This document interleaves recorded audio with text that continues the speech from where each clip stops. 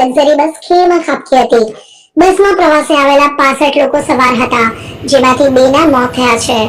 રાષ્ટ્રીય ધોરીમાર્ગ પર અકસ્માત સાપુતારાથી શામગહાને સાંકળતા રાષ્ટ્રીય ધોરીમાર્ગ પર અકસ્માત સર્જાયો હતો, જેમાં પ્રવાસે આવેલા લોકોની લક્ઝરી બસ ઘાટમાં ખાબકી ગઈ હતી, જેથી ઘણા લોકો લક્ઝરી નીચે દબાયા હતા, જેમાંથી અંદાજે 2 ના મૃત્યુ થયા છે। આ બસમાં કુલ 65 લોકો સવાર હતા। સુરતથી પ્રવાસે આવેલા ભરત ચૌહાણે જણાવ્યું હતું કે અમે ઘરે પરત ફરી રહ્યા હતા ત્યારે બસવાળાએ આઈસરવાળાને ઓવરટેક કર્યો હતો, જે દરમિયાન અચાનક જ ગાડી ઘાટમાં ઉતરી ગઈ હતી। અમે 18 લોકો ફરવા આવ્યા હતા, જો કે બસમાં કુલ 65 લોકો સવાર હતા। અકસ્માત એટલો ભયાનક હતો કે બસ આખી ઊંધી વળી ગઈ હતી।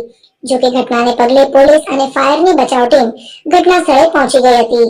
હાલ ઘાટ નીચે દબાયેલા લોકોને રેસ્ક્યુ કરવાની કામગીરી ચાલુ છે। ઘાયલોને સારવાર અર્થે હોસ્પિટલ ખસેડવામાં આવ્યા છે। ઘટનાને પગલે લોકોના ટોળેટોળા એકઠા થયા હતા। બસ રોડની સાઈડ પરની દીવાલ કૂદી સીધી ઘાટમાં ખાબકી। જેસીબી અને ક્રેનની મદદથી લક્ઝરી બસને ઘાટમાંથી બહાર કાઢવાની કામગીરી ચાલી રહી છે। બસ ચાલકે કાબુ ગુમાવતા બસ રોડની સાઈડ પર